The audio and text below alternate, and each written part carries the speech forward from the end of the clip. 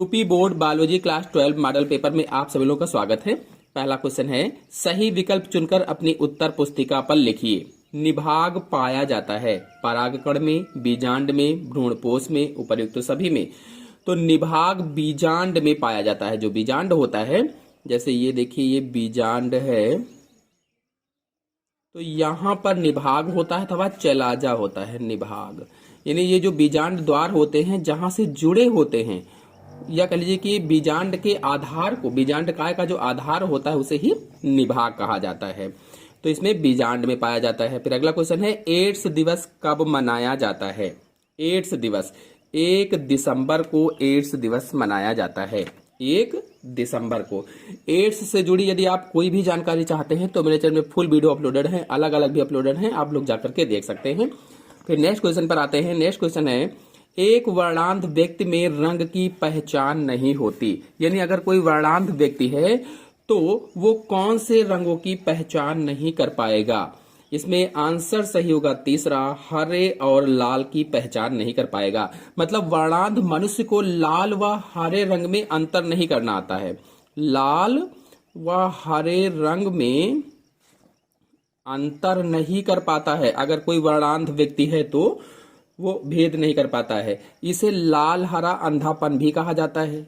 लाल हरा अंधापन भी कहते हैं, या प्रोटोन दोष भी कहा जाता है। प्रोटोन दोष भी इसका नाम है, या डेल्टोनिज्म, डेल्टोनिज्म भी इसी को कहा जाता है। फिर नेक्स्ट क्वेश्चन है, वंशागति की इकाई है। वंशागति की इकाई जीन होती है। जीन, चाहे वो गुणसूत्र हो, चाहे वो गल्जिकाय हो, जीन हो, किसी पर भी वीडियो देखना है तो मेरे चैनल में वीडियो अपलोडेड है एनसीईआरटी पर आधारित, आप लोग जाकर के देख सकते हैं।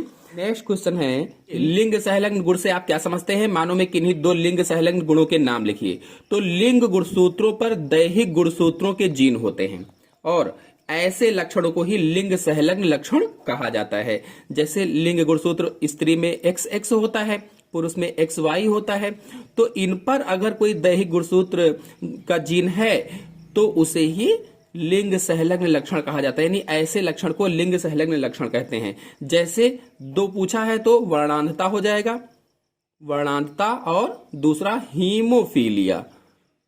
वर्णांधता में मैंने अभी बताया था विकल्पी में कि हरे और लाल में भेद नहीं कर पाता। हीमोफीलिया में क्या होता है कि रक्त का थक्का नहीं जमता है, खून बहता ही रहता है। अगर आप लोग वर्णांधता और हीमोफीलिया पर वीडियो देखना चाहते हैं तो मेरे चैनल में फुल वीडियो अलग अलग अपलोडेड है, आप लोग जाकर के देख सकते हैं। फिर नेक्स्ट क्वेश्चन है, बहुभ्रूणता क्या है?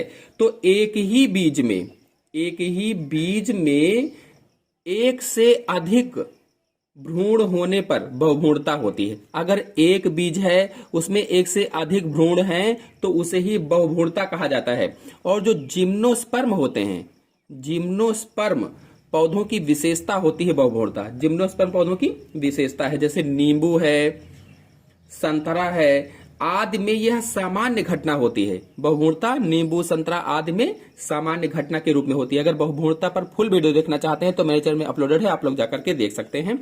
नेक्स्ट क्वेश्चन है, वृषण के 2 प्रमुख कार्य लिखिए। वृषण यानी टेस्टिस के 2 प्रमुख कार्य बताना है।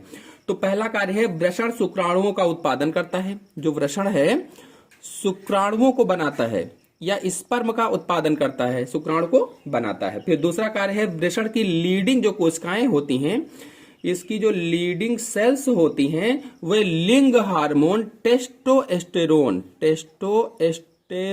का स्रावण करती हैं, लीडिंग कोशिकाएं। और ये जो टेस्टोस्टेरोन हार्मोन होता है, ये हार्मोन द्वितीयक लैंगिक लक्षणों के विकास में सहायता करता है। फिर नेक्स्ट क्वेश्चन है, जलीय परागण करने वाले किन्हीं 2 पौधों के नाम? तो हाइड्रला और वेलिसनेरिया। वेलिसनेरिया ये 2 ऐसे पौधे हैं जिनमें जल परागण होता है, तो जलीय परागण कहा गया। अगर परागण पर वीडियो देखना चाहते हैं तो टोटल परागण पर वीडियो मेरे चैनल में अपलोडेड है, आप लोग जाकर के देख सकते हैं। फिर नेक्स्ट क्वेश्चन पर आते हैं, परिवार नियोजन की स्थायी विधियां क्या हैं? तो वैसेक्टोमी और ट्यूबेक्टोमी। ये परिवार नियोजन की दो स्थायी विधियां, ये शल्य चिकित्सा माध्यम से, जो वैसेक्टोमी है इसमें पुरुष की नसबंदी की जाती है, जो ट्यूबेक्टोमी है इसमें स्त्री की नसबंदी की जाती है, और ये परिवार नियोजन की स्थायी विधियां होती हैं। इस पर भी मेरे चैनल में वीडियो अपलोडेड है, आप लोग जाकर के देख सकते हैं। फिर नेक्स्ट क्वेश्चन है, एंट अमीबा द्वारा कौन सी बीमारी उत्पन्न होती है, इसका नियंत्रण कैसे होता है। एंट अमीबा के द्वारा पेचिस हो जाता है, पेचिस, या इसी को आमातिसार कहा जाता है, अथवा अमीबिएसिस रोग भी कहा जाता है, अमीबिएसिस। तो एंट अमीबा के द्वारा पेचिस अथवा आमातिसार अथवा अमीबिएसिस रोग हो जाता है। और इसका नियंत्रण कैसे करेंगे, तो साफ सफाई रखकर गंदगी की रोकथाम करें, गंदगी ना होने दें, जल शुद्ध रखें, खाने पीने में सावधानी रखें, और रोगी को अलग रखें अगर कोई रोगी हो गया है, और अगर कोई रोगी है तो उसको मेट्रोजिल, ट्राइडोजाल, डेपेंडाल आदि दवाएं दे सकते हैं आप, जिससे फायदा होता है। फिर नेक्स्ट है, सहजीविता एवं परजीविता में अंतर स्पष्ट कीजिए।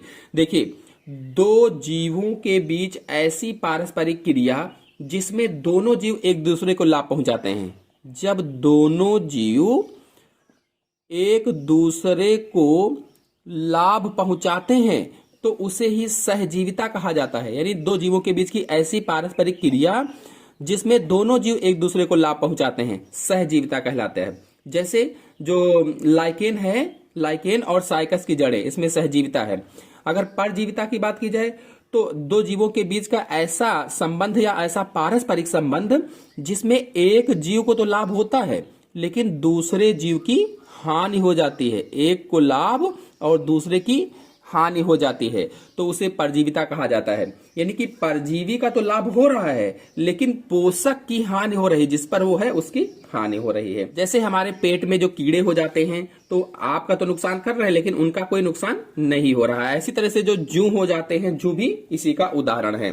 फिर नेक्स्ट है, कोडान तथा एंटी कोडान में अंतर स्पष्ट कीजिए। तो आनुवांशिक कूट के 3 विशिष्ट न्यूक्लियोटाइडों का वह अनुक्रम, 3 विशिष्ट न्यूक्लियोटाइडों का वह अनुक्रम जो एक अमीनो अम्ल को कोडित करता है, जो एक अमीनो अम्ल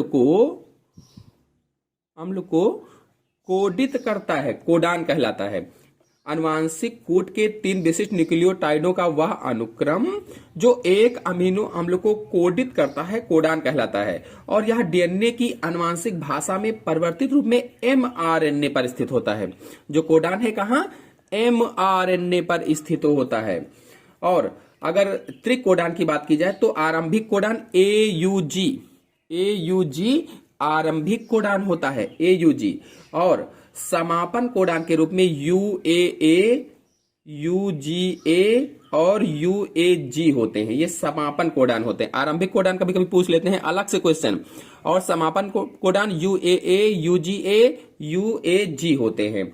अगर एंटी कोडान की बात करें तो एंटी कोडान टीआरएनए पर स्थित होता है। जो एंटी कोडान है ये टीआरएनए पर स्थित होता है, या कह लीजिए इसकी भुजा के छोर पर 3 विशिष्ट क्षारकों का अनुक्रम होता है। और आपको बता दें ये जो एंटी कोडान है, ये एंटी कोडान एमआरएनए के कोडान से जुड़कर विशिष्ट अमीनो अम्ल को निकट लाकर पेप्टाइड बंध बनाने में सहायता करता है। अगला क्वेश्चन है, ग्रीन हाउस प्रभाव पर टिप्पणी लिखिए। तो ग्रीन हाउस कांच या प्लास्टिक की बनी एक घर जैसी संरचना होती है। एक कांच या प्लास्टिक की बनी एक घर जैसी संरचना, पर चाहे ग्लास लगा दीजिए, कांच लगा दीजिए, चाहे प्लास्टिक लगा दीजिए, तो एक घर जैसी संरचना है। और सूर्य से आने वाली किरणें होती है, जो ऊष्मा होती है, उसको ये अवशोषित कर लेता है, और अवशोषित करके क्या करता है, तापमान में वृद्धि करता है। मतलब पृथ्वी पर पहुंचने वाली ऊष्मा पृथ्वी की सतह पर ताप बढ़ाती है। इसी प्रक्रिया को ग्रीन हाउस प्रभाव कहा जाता है। इस पर फुल वीडियो देखने के लिए मेरे चैनल से देखिए। फिर अगला क्वेश्चन है, वहित मल उपचार में सूक्ष्म जीवों के महत्व को स्पष्ट कीजिए। वहित मल उपचार में सूक्ष्म जीवों का महत्व बताना है। तो देखिए, जो भी अपशिष्ट पदार्थ है, अपशिष्ट पदार्थ में मल मूत्र होगा, मल मूत्र, कूड़ा करकट होगा, अन्य गंदगियां होंगी, ये सब जल में मिली रहती हैं। मलमूत्र, कूड़ा करकट, कागज और भी बहुत सारी चीजें ये जल में सब मिली रहती हैं। और जल में उपस्थित इन ठोस पदार्थों को सड़ाने में सूक्ष्म जीव योगदान देते हैं। जो जल में ये ठोस पदार्थ होते हैं उसको सड़ाने में सूक्ष्म जीव योगदान देते हैं। इसी तरह से अगर देखा जाए तो जो जीवाणु होता है गोबर, मल, सड़ी गली पत्तियां, मृत पौधों को खाद में बदल देता है और खाद क्या होती है, उर्वरता को बढ़ाती है। और ये जो वहित मल पहले कूड़ा करकट था, इसमें भी अवक्षेप जो बचता है ये भी खाद के रूप में यूज किया जाता है। तो इसका महत्व हो जाएगा। फिर अगला है पृथक्करण के नियम की व्याख्या कीजिए। पृथक्करण के नियम की व्याख्या करना है। तो देखिए, जब दो जोड़ी विपरीत लक्षणों वाले पौधों के बीच में संकरण कराया गया, अगर पृथक्करण की बात की जाए यहां समझ लेते हैं। जब दो जोड़ी विपरीत लक्षणों वाले पौधों के बीच में संकरण कराया गया, ये जैसे शुद्ध लंबा है और ये शुद्ध बौना है। इन दो जोड़ी विपरीत लक्षणों वाले विपरीत लक्षण हैं, इनके बीच में संकरण कराया गया तो संकर पौधे उत्पन्न हुए थे पहली पीढ़ी में। तो विपरीत लक्षणों पर संकरण कराया तो इन लक्षणों का पृथक्करण स्वतंत्र रूप से हो जाता है कहा। अब इसमें देखिए मेंडल ने क्या किया था कि स्वपरागण करवाया, और स्वपरागण करवाने पर इन्हें यहां पर शुद्ध लंबे, यहां पर संकर लंबे थे और यहां पर शुद्ध बौने थे। ये शुद्ध लंबा था, ये संकर लंबा था और ये शुद्ध बौना था। तो देखिए इसमें क्या बताया था, इन लक्षणों का पृथक्करण स्वतंत्र रूप से हो जाता है, अर्थात एक लक्षण की जो वंशागति है वो दूसरे को प्रभावित नहीं करती। देखिए यहां पर स्वतंत्र रूप से आ गए हैं, इसी को पृथक्करण का नियम कहा जाता है। तो जैसे बनाया है इस तरह से आप लोग लिख देंगे, बस सही हो जाएगा। फिर अगला है जेल इलेक्ट्रोफोरेसिस पर टिप्पणी लिखिए। तो किसी भी तरल माध्यम में चार्ज कणों की गति या स्थानांतरण को इलेक्ट्रोफोरेसिस कहा जाता है। कोई भी तरल माध्यम है उसमें चार्ज कणों की जो गति होती है उस गति को क्या कहा जाता है, स्थानांतरण या इलेक्ट्रोफोरेसिस अथवा वैद्युत कण संचालन इसको हिंदी में कहते हैं।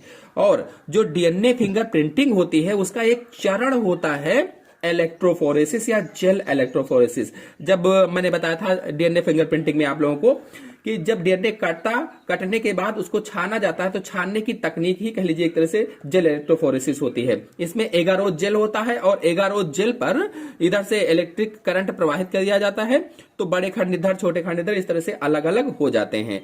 तो ये डीएनए फिंगरप्रिंटिंग में यूज की जाती है। इस तरह से आप लिख देंगे। इस पर फुल वीडियो मेरे चैनल में अपलोडेड है, डिस्क्रिप्शन में लिंक है, आप लोग जाकर के देख सकते हैं। फिर मरुद्भिद किस प्रकार शुष्क परिस्थितियों के लिए अनुकूलित होते हैं, इस पर भी फुल, चाहे वो मरुद्भिद हो, जलोद्भिद हो, समोद्भिद हो, सब पर अलग अलग वीडियो अपलोडेड है, डिस्क्रिप्शन में लिंक है, आप लोग जाकर के देख लीजिए। अगला क्वेश्चन है असंग जनन क्या है, इसका महत्व क्या है। अलैंगिक जनन की एक सामान्य विधि होती है असंग जनन। अलैंगिक जनन की एक सामान्य विधि है जिसमें नए पौधे का निर्माण युग्मकों के संलयन के बिना ही हो जाता है। युग्मक संलयित नहीं होते हैं और ऐसे ही नया पौधा बन जाता है। जैसे गन्ना था, गन्ने को काट कर बो दिया तो उसमें नया पौधा उगाया। ऐसे ही जैसे आलू है, आलू को काट कर बो दिया तो नया पौधा उगाया। अब इसमें युग्मक आपस में मिले नहीं लेकिन नया पौधा बन गया, तो इसे ही असंग जनन कहा जाता है। और अगर इसके महत्व की बात की जाए तो इसमें जनन भी नहीं होता है और बीज की जरूरत भी नहीं होती। इसमें बीज की कोई जरूरत नहीं है और एक ही पौधे से या मात्र पौधे से ही नए पौधे का निर्माण हो जाता है। फिर नेक्स्ट क्वेश्चन पर आते हैं। नेक्स्ट क्वेश्चन है अंडाणु जनन से आप क्या समझते हैं, सचित्र वर्णन कीजिए। तो देखिए गैमेटोजेनेसिस के अंतर्गत, जो गैमेटोजेनेसिस होती है इसके अंतर्गत स्पर्मेटोजेनेसिस और ooजेनेसिस आती है। स्पर्मेटोजेनेसिस में शुक्राणुओं का निर्माण होता है, ooजेनेसिस में अंडाणुओं का निर्माण होता है। इन दोनों पर मेरे चैनल में वीडियो अपलोडेड है, डिस्क्रिप्शन में लिंक है, आप लोग जाकर के देख लीजिए, समझ में आ जाएगा। फिर अगला है वाटसन और क्रिक द्वारा प्रस्तुत डीएनए का द्विकुंडली मॉडल का नामांकित चित्र बनाइए। तो देखिए इस तरह से नामांकित चित्र आपको बनाना है। इसमें बेस पेयर, क्षार पेयर दिखाना है, तो इसका मैंने डिस्क्रिप्शन में लिंक दिया है, आप लोग जाकर के देख लीजिए, समझ में आ जाएगा। फिर अगला है द्विनिषेचन और त्रिसंलयन से आप क्या समझते हैं। तो देखिए जब भ्रूणपोष में मैंने आपको समझाया था कि किस तरह से पराग नलिका आती है और पराग नलिका आने के बाद पहले अंड कोशिका से संलयित होती है, निषेचन हो गया, फिर द्विध्रुवीय कोशिका से संलयित होती है, द्विनिषेचन हो गया, और ये सारी क्रियाएं इस भ्रूण के अंदर होती है, इसलिए इसको त्रिसंलयन कहा जाता है। तो इसमें मेरे चैनल में वीडियो अपलोडेड है, डिस्क्रिप्शन में लिंक है, आप लोग जाकर के देख सकते हैं। फिर अगला है आवृतबीजी पौधे के भ्रूण के विकास का वर्णन कीजिए। तो भ्रूण विकास की प्रक्रियाएं या इसके चरण मेरे चैनल में अपलोडेड है, डिस्क्रिप्शन में लिंक है, आप लोग जाकर के देख लीजिए। बहुजीनी वंशागति क्या है, इससे उपयुक्त उदाहरण देकर के समझाइए।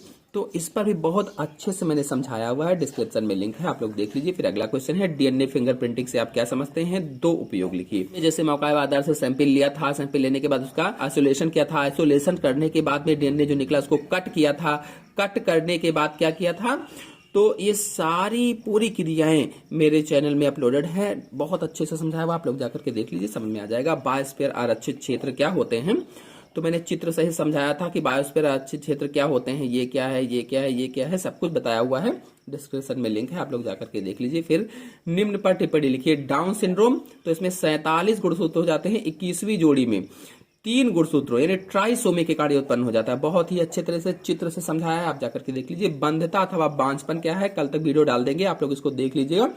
जिन दंपत्ति के बच्चा पैदा नहीं होता है या बच्चा पैदा करने में अक्षम होते हैं, उन्हें बंधता या बांझपन उनमें हो जाता है और उन्हें बांझ कहा जाता है। जब आप क्या समझते हैं, इसको संरक्षित कैसे किया जा सकता है, अगर ये नहीं आता है तो आप अपरा पर टिप्पणी लिखिए, मानव जीनोम पर टिप्पणी लिखिए, ये कर सकते हैं।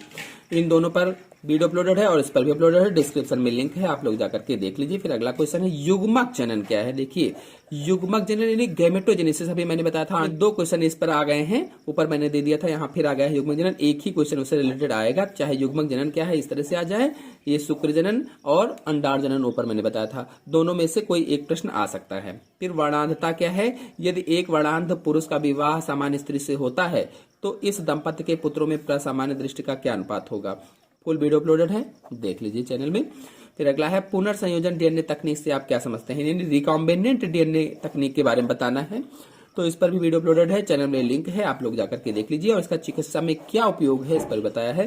पारजीनी जंतु को परिभाषित कीजिए, ये कैसे विकसित होते हैं, तो इस पर भी वीडियो अपलोडेड है, आप लोग जाकर के देख लीजिए, डिस्क्रिप्शन